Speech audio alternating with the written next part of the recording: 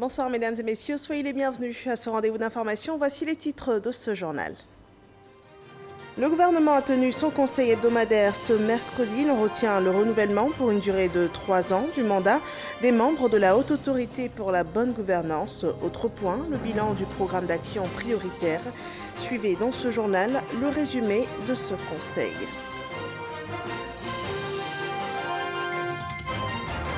Le conseil politique du RHDP dédié à l'actualité politique appelle à un autre mandat présidentiel pour son président Alassane Ouattara, une requête à laquelle le chef de l'État promet répondre après un temps de réflexion. Les détails à suivre. Et puis la CEI remettait ce mercredi aux partis politiques la liste électorale provisoire. Du 10 juin au 5 juillet dernier, la commission électorale indépendante a enregistré 904 956 nouvelles inscriptions pour un total de 7 500 035 électeurs inscrits. Bienvenue dans 123 heures. Ce mercredi a été marqué par la reprise du conseil gouvernemental après celui du 8 juillet dernier, jour de la disparition du Premier ministre Amadou Gon Coulibaly. Au cours de cette réunion ce jour, il a été adopté la prorogation du mandat des membres de la Haute Autorité pour la bonne gouvernance, la ratification d'un accord maritime et le bilan du programme d'action prioritaire PAP figuraient également au sommaire de ce conseil qui est résumé ce soir par Viviane Aima. Le Conseil des ministres qui s'est réuni ce mercredi 29 juillet sous la présidence du chef de l'État, le président Alassane Ouattara, n'a pas enregistré la nomination du nouveau Premier ministre ni celle du nouveau vice-président comme l'ont annoncé depuis plusieurs jours certains réseaux d'information. Par contre, le Conseil des ministres a procédé à des ajustements concernant la Haute Autorité pour la bonne gouvernance. Le Conseil a adopté une ordonnance portant prorogation du mandat de membre de la Haute Autorité de la bonne gouvernance, autre que le président ainsi que son projet de loi de ratification. En attendant la nomination de leur remplaçant, cette ordonnance proroge jusqu'au 31 décembre 2020 le mandat des membres de la Haute Autorité de la bonne gouvernance, nommés par décret numéro 2014-216 du 16 avril 2014. Au chapitre des mesures individuelles, je voudrais, à titre d'information, annoncer que le président de la Haute Autorité de la bonne gouvernance, M. Ngolo Fatouma Coulibaly, a été reconduit à la tête de cette institution par décret numéro 2020-572 du 20 juillet 2020. Le Conseil a en outre procédé à la ratification d'un accord de coopération maritime entre la Côte d'Ivoire et la République du Qatar. Cet accord vise à renforcer la coopération dans le domaine du transport maritime en vue de faciliter les relations économiques et commerciales entre les deux États. Il prévoit notamment la reconnaissance mutuelle des documents des navires et des pièces d'identité des gens de mer dûment délivrés par les autorités compétentes des deux pays, ainsi que la mutualisation des moyens dans le cadre de la lutte contre la pollution maritime par les navires. La ratification de cet accord ouvrira à notre pays le droit d'effectuer le transport maritime sur les ports commerciaux internationaux de l'État du Qatar ouverts à la navigation et de protéger au mieux l'environnement marin national. Le Conseil a fait le bilan de l'exécution du programme d'action prioritaire, le PAP, adopté en janvier 2020. Le premier semestre de la mise en œuvre du PAP 2020, adopté en janvier 2020, a été marqué par la pandémie de Covid-19 qui a notamment entraîné les limitations des déplacements, le confinement des populations ainsi que le ralentissement des activités économiques. L'action gouvernementale sur le second semestre de 2020 sera consacrée d'une part à la poursuite des actions programmées qui ont connu un frein dans leur mise en œuvre en raison de la crise sanitaire et d'autre part à la poursuite de la mise en œuvre du plan social du gouvernement avec en prime la riposte contre la pandémie de Covid-19.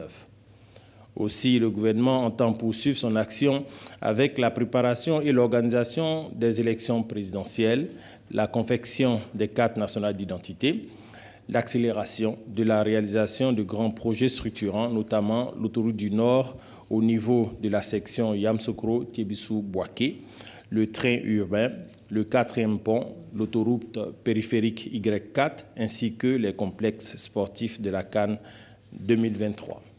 Le Conseil des ministres s'est tenu de 10h à 12h45.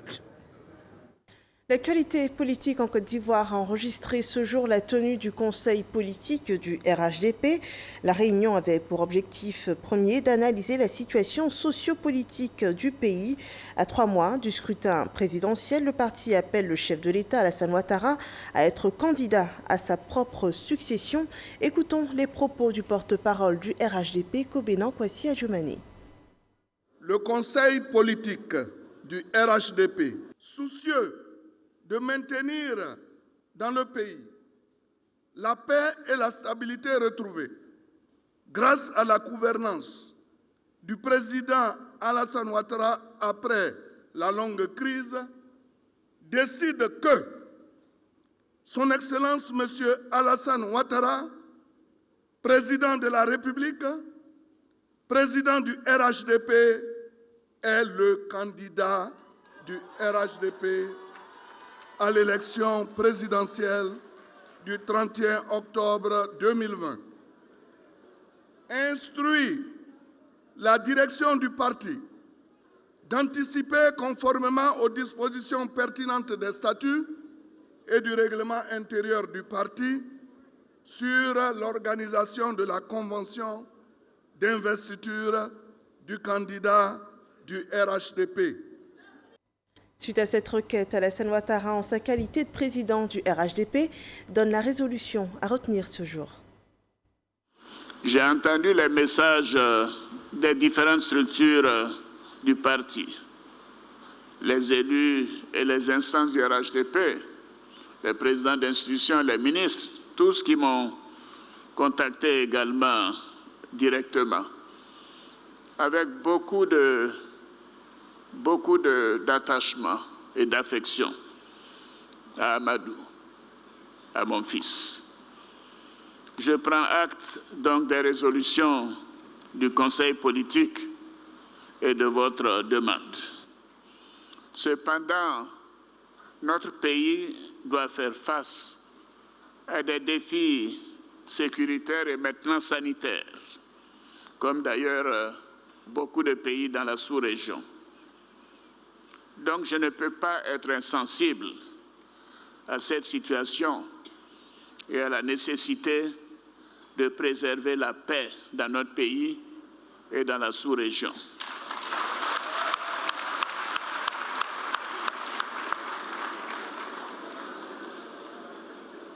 Je voudrais donc vous assurer que je suis avec vous. Je suis avec vous. Je suis avec vous parce que nous devons faire en sorte que la Côte d'Ivoire continue dans la paix. Nous devons faire en sorte de mettre l'intérêt supérieur des Ivoiriens, de tous les Ivoiriens, au-dessus de nos intérêts et de notre vision personnelle. Donc je vous demande de me laisser le temps du recueillement. Mais vous savez que je ne vous ai jamais déçu. Et je ne vous ai jamais déçu. Je ne vous décevrai jamais. Et je veux que vous sachiez, avant de terminer, que je tiens à la victoire du RHDP le 31 octobre 2020. Et je tiens à la cohésion au sein de notre grand parti. Je peux vous dire que cela est une priorité pour moi. La responsabilité veut que la Côte d'Ivoire continue dans la paix. Que la Côte d'Ivoire continue de briller. Que la Côte d'Ivoire continue d'être admirée par tous. Que les Ivoiriens continuent d'être fiers quand ils montrent leur passeport à l'extérieur. Ce n'était pas le cas il y a 10 ans. quel chemin parcouru. Nous devons être fiers de ce que nous avons fait. Et c'est pour cela que cela doit se poursuivre.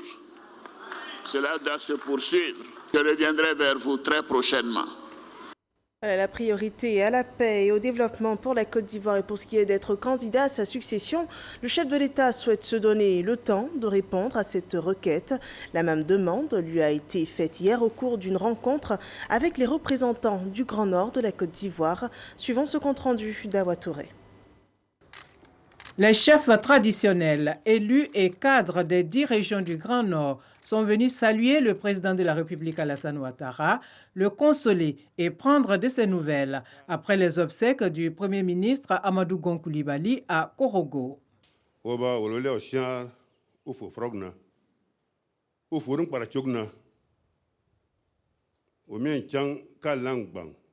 La tradition exige que lorsque un décès survient dans la famille et que l'aîné se déplace pour aller faire comme il se doit les funérailles, il est indiqué, obligatoire pour vous qui êtes les enfants de la famille, d'aller voir comment le chef de famille est rentré chez lui.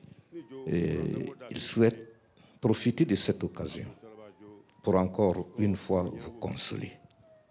Nous savons que c'est dur, nous savons que c'est pénible, mais on vous demande de prendre courage. Les Écritures saintes disent qu'au lendemain de chaque difficulté, il y a une facilité.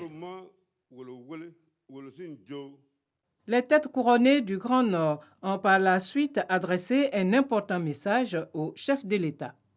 Lors du dernier conseil politique de votre parti, sous votre présidence, le Grand Nord a adhéré sans réserve au choix de la nouvelle génération portée sur feu Amadou Gon Coulibaly, qui malheureusement fut rappelé à Dieu le 8 juillet dernier, à 3 mois de l'élection présidentielle d'octobre 2020. Le Grand Nord, dans son ensemble, vous adresse une fois de plus, Excellence, Monsieur le Président, ses condoléances les plus attristées et prie le Dieu Tout-Puissant et miséricordieux pour qu'il lui accorde sa grâce et lui ouvre les portes de son paradis Firdaus. Au vu de cette tragique situation, véritable cas de force majeure, du temps imparti et de la volonté des Ivoiriens à maintenir le cap de développement, de stabilité, de cohésion, de sécurité et de paix, si cher à votre personne, les populations du Grand Nord, dans leur ensemble, vous demandent, Excellence, Monsieur le Président de la République, de reconsidérer votre volonté annoncée le 5 mars dernier devant le Congrès ivoirien et d'accepter, au vu de l'urgence, d'être candidat du RADP à l'élection présidentielle d'octobre 2020.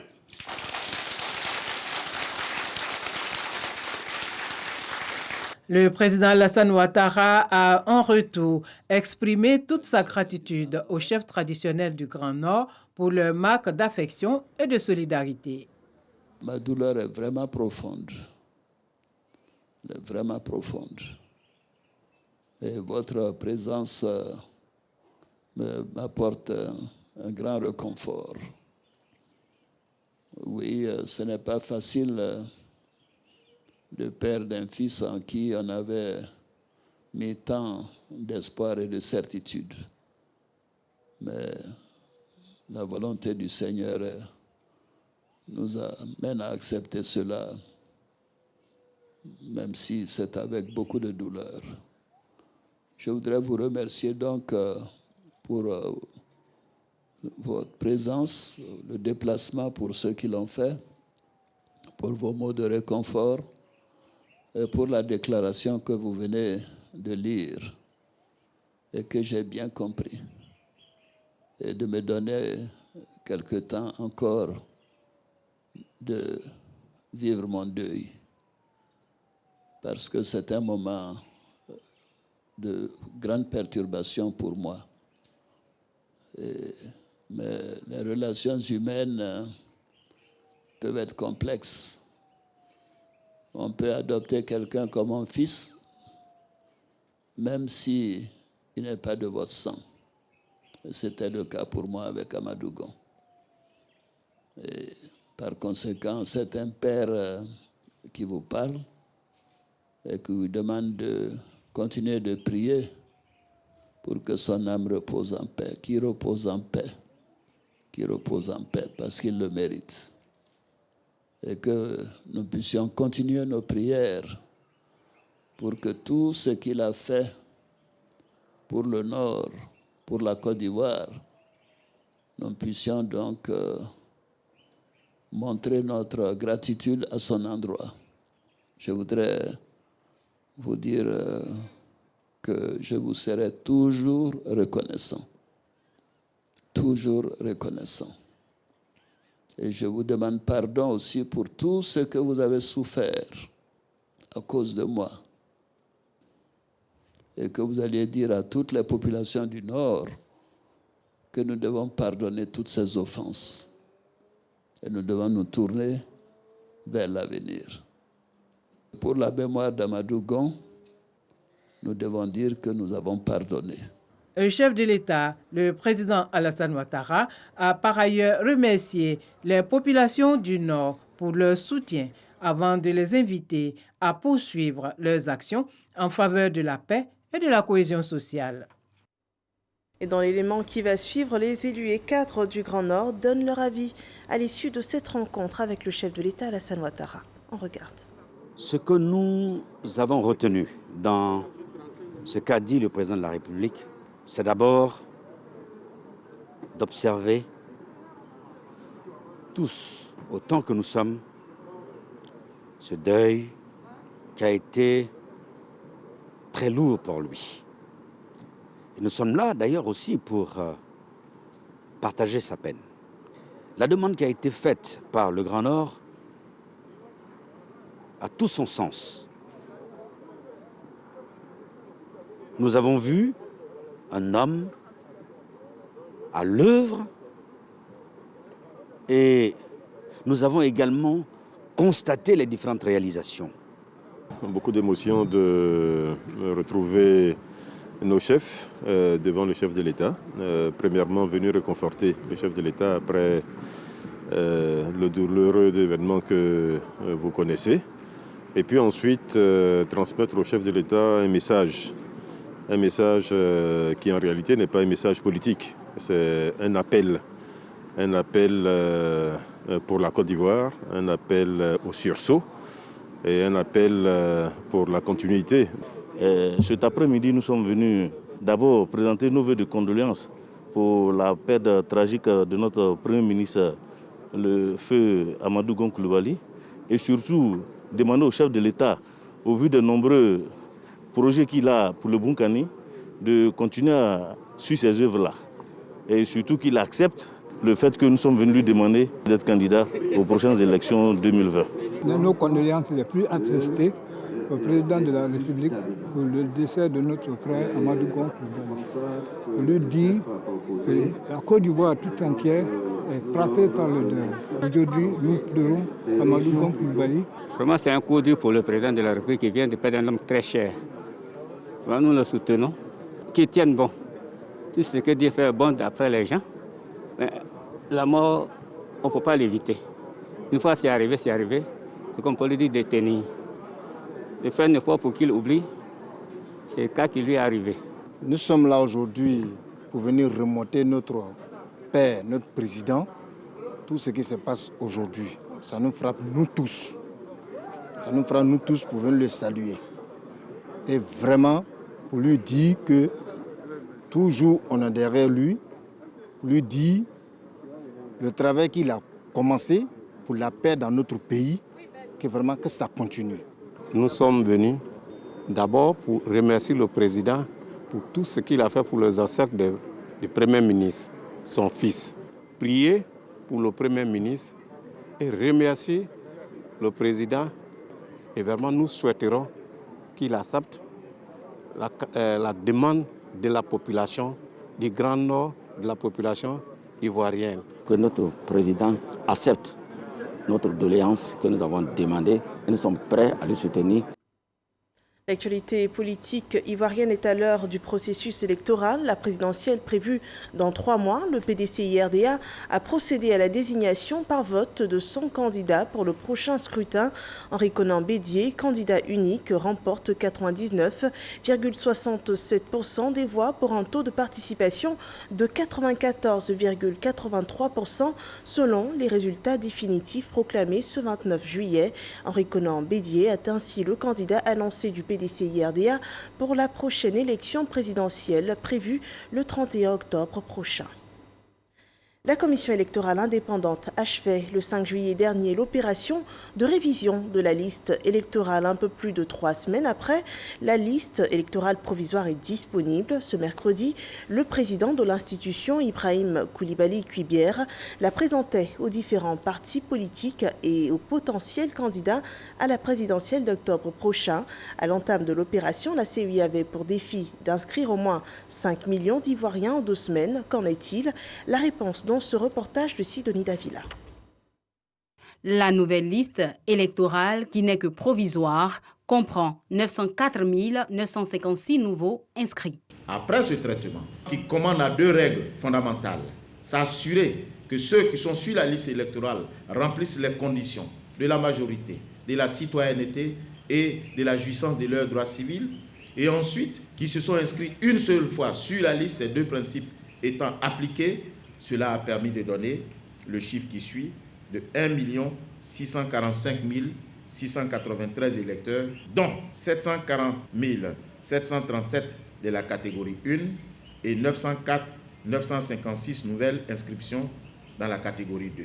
À l'issue de l'opération complète de mise à jour du fichier électoral, j'ai l'honneur de vous annoncer que la liste électorale provisoire de 2020 compte 7 500 035 électeurs. Le fichier électoral provisoire sur support électronique a été remis aux partis politiques et aux potentiels candidats par le président de la commission électorale indépendante, CEI.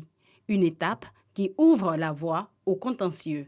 Le contentieux de la liste électorale vise à régler les litiges mettant en cause la régularité des inscrits sur la liste électorale.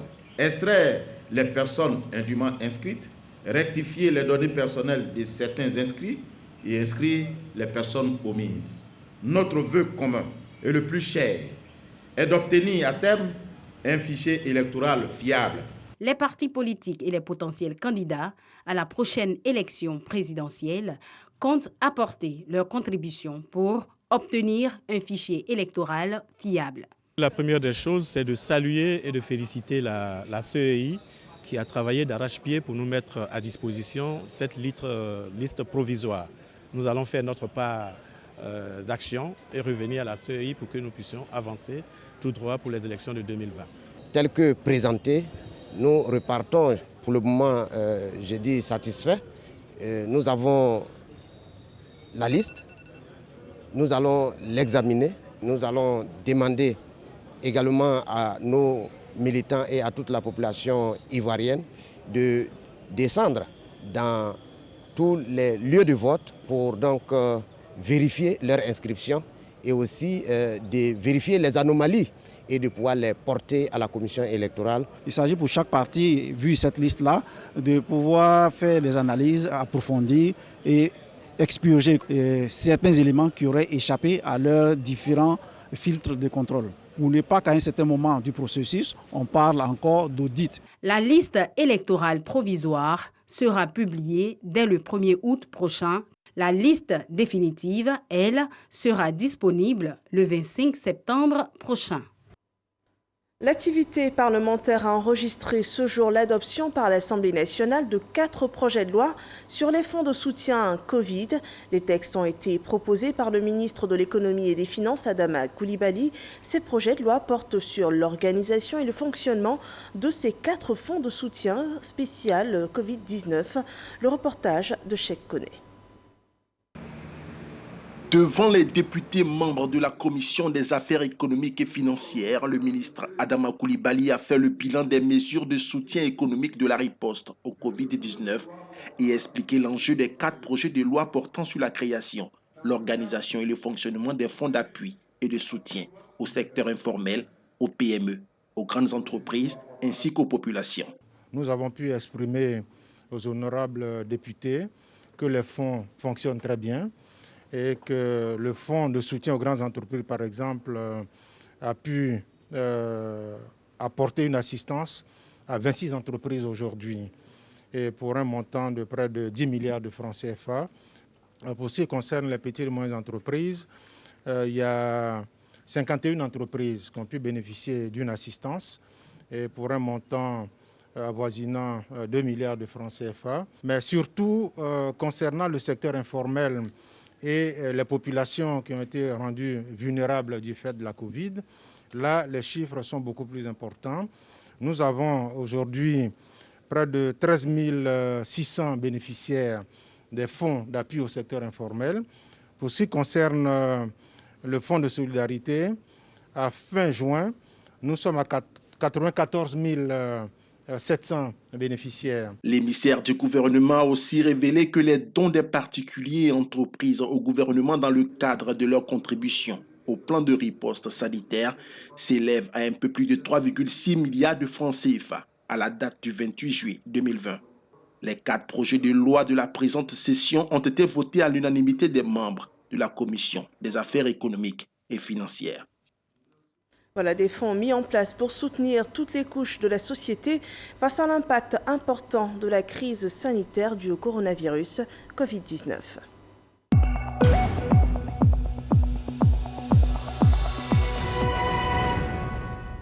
Le point de la situation sanitaire en Côte d'Ivoire. Ce mercredi 29 juillet, 100 nouveaux cas de Covid-19 sont annoncés et un décès par le ministère de la Santé et de l'Hygiène publique. À cette date, la Côte d'Ivoire compte 15 813 cas confirmés, dont 10 793 personnes guéries et 4 921 cas actifs déclarés. La Covid-19 circule encore et adopter les gestes barrières permet de limiter les risques de contamination.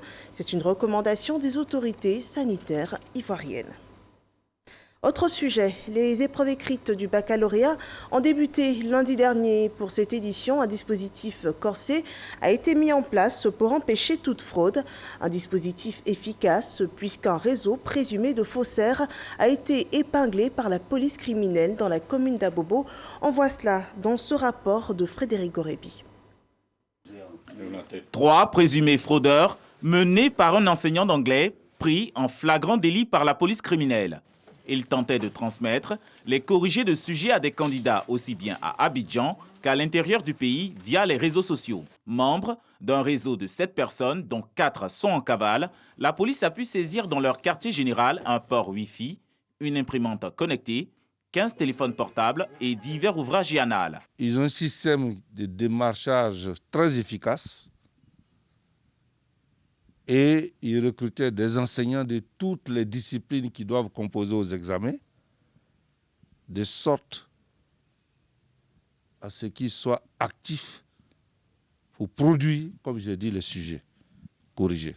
Placée sous le signe de la lutte contre la fraude, cette session du baccalauréat a enregistré plusieurs cas de saisie de téléphones portables dans les salles de composition sur des candidats depuis le début des épreuves écrites le lundi 27 juillet. C'est le lieu de rappeler que les candidats fraudeurs à l'examen du baccalauréat encourent une peine d'interdiction de composer à cet examen sur une période allant de 2 à 5 ans. Les enseignants complices devront eux aussi répondre de leurs actes devant les juridictions compétentes. Les résultats de cet examen auquel participent 318 995 candidats répartis dans 506 centres d'examen sont attendus le 14 août prochain. À présent, cette communication du ministère de l'Emploi et de la Protection sociale, il porte à la connaissance des populations vivant en Côte d'Ivoire qu'en application du décret numéro 2011-371 du 4 novembre 2011, le vendredi 31 juillet 2020 est décrété jour de la fête de Tabaski Aïd el-Kébir est déclaré jour férié et chômé sur toute l'étendue du territoire national pour les signataires de la convention collective interprofessionnelle du 20 juillet 1977 et conformément aux dispositions de l'article 64 de la dite convention, le jour de la fête de la Tabaski est déclaré jour férié, chômé et payé. Un communiqué signé ce jour du ministre Pascal Apinan.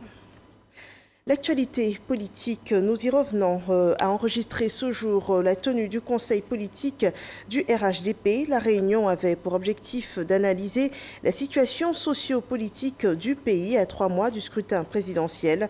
Le parti a appelé ce jour le chef de l'État à être candidat à sa propre succession, une requête à laquelle le chef de l'État promet répondre après une période de réflexion. Nous terminons ainsi cette édition d'information. Merci de nous avoir suivis. Rendez-vous demain pour un autre journal. Portez-vous bien.